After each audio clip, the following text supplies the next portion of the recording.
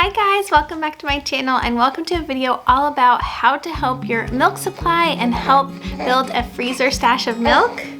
Yeah, you like that idea? Without actually having to pump. What? Welcome. If you're new here, my name is Marian and I make videos about being a mom and being a Jewish mom, and I would so love to have you as one of my subscribers, so don't forget to hit that red button down below and give this video a big thumbs up if you like it. Alright, should we jump in? So I am a mama of 3 little boys and this is my 3rd time around nursing or breastfeeding, and this has been the easiest and most successful time so far. This is my little boy Zachary and he is almost 7 weeks. So I just wanted to share a little bit about how I've done this and what's made it really easy. So this is what I do. Whenever I have the most supply, which for me is in the middle of the night because he'll sleep between 4 and 6 hours before I feed him. So that's the longest chunk of the day. And that's when I have the most supply. All I do, you ready for the secret? I use one of these. This is called a Haakaa Pump. This is not sponsored or anything like that. And I know you heard the word pump, but you don't actually have to pump. You just fold this part back, squeeze this, pop it on your boob, it flips like that, and then the suction and gravity naturally pulls the milk out so you don't have to pump. So while I'm nursing him on one side, I just pop this on the other, and I can usually get about 3 ounces that way. Then I switch him and I put this in on the one side that he just ate, and I'll usually get another 1 to 2 ounces. Yay! So therefore, I've pumped 5 ounces without actually pumping, and I just pop it in a bag. And here's the annoying part. If it's late enough or early enough in the night, I'll have to run down and pop it in the freezer. If it's late enough, like if it's after 4 a.m., I'll just keep it on my nightstand because it can stay out for, 2-3 hours, and then I'll put it in the freezer. So anyways, I have built quite a supply that way, and it actually is really necessary and helpful at night for me as well because I'm so engorged and there's such like a strong letdown that he doesn't like that. Plus he's so sleepy that it's not his best eating time of the day. He really just needs a little feed to kind of get him through those last few hours until the morning. So it helps both of us. And I love it. Other tips I want to share real quick is number 1, in the hospital for the first time ever, I gave my baby some formula. Yes, and it helped my supply. I'll explain why. So basically, all my boys have been a little bit jaundiced in the hospital, and the best thing for jaundice is for them to eat or drink. And I knew that my milk hadn't come in yet. I could see there was just a tiny bit. So I was like, I'm not playing. I'm just gonna give him a little bit of formula, get him out of this jaundice period, and then everything will be fine. And it actually really helped me because instead of just having him nurse and nurse and nurse, I actually got to have breaks of a few hours in between nursing, and I only gave him maybe 1 or 2 feedings of formula. Like, it really didn't take much, but it gave me that time to rest, let my supply build so that when he ate, he got a full feeding. The problem with this like continuous nursing is that your body doesn't get a chance to build its supply. So sometimes he'll nurse, right, and then like 20 minutes later he'll be fussy. And I explained this in my newborn schedule stuff.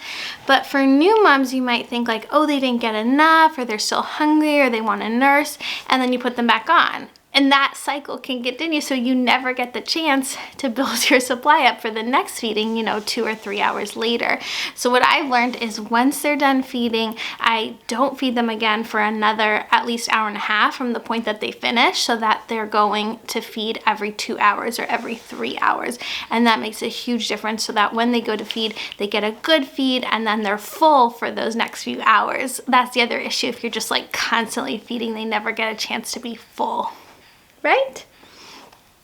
So for me, having that little bit of formula didn't affect my supply at all, and having him use a pacifier in a bottle, there was no nipple confusion. So that's just been my experience this time around. With my first 2, I would never have like dared to give them formula, not because I think formula is bad, but because I had been so indoctrinated that my supply would just be ruined if they like even had a sip of it. And now I kind of understand the nursing rhythm a bit better.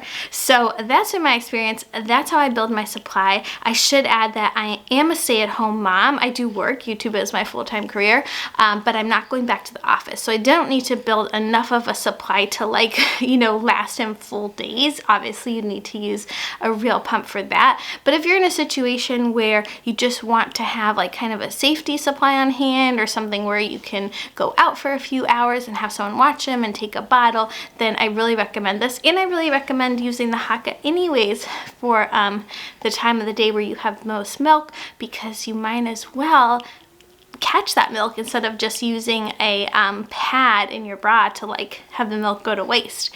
If you're worried about using it on the side before they've nursed, then you can just use it after they're done nursing each side. That way you don't, like, you know, taking it from them. But also but one of the things I like about taking it before they nurse, even if you don't do the full time, is just to let that first letdown go in the bottle, which is fore milk anyways. So there's fore milk and hind milk. Fore milk is more watery, less fatty, and it's harder for them to swallow because it comes down in a real rush. So sometimes I like taking off that fore milk anyways and popping it in a bag, especially in the middle of the night when they have like a hard time with that. The next tip I have is for supply, and in my previous pregnancies I had really low milk supply and I just kind of took it for granted, and I found out way later that actually I had a thyroid disorder, hypothyroidism, and that was causing my low supply. I wish that at the time I had investigated further and tried to figure out what was causing the low supply instead of just like accepting it as it was. When I really did need help though, I used Fenugreek, which is a supplement, and that helped my milk supply. This time, because I'm on thyroid medication, I've had a great milk supply. I haven't needed that, but I have been eating lactation cookies, mostly because they're delicious. And I also sprinkle the flaxseed and brewer's yeast on things like yogurt, toast with peanut butter, just to get those extra nutrients in. So a lot of these lactation cookies you'll see are made with the same 3 ingredients: oats, flaxseed, and brewer's yeast. So you can put those on other things as well, and that helps with good nutrients for your milk too. So this little guy has fallen asleep. I guess it's time to go. Thank you guys so much for watching this video. I'll see you in the next one. Don't forget to follow me on Instagram if you want to catch up with me in my daily life. Give this video a big thumbs up if you like it. Don't forget to subscribe, and I'll see you in the next one. Bye!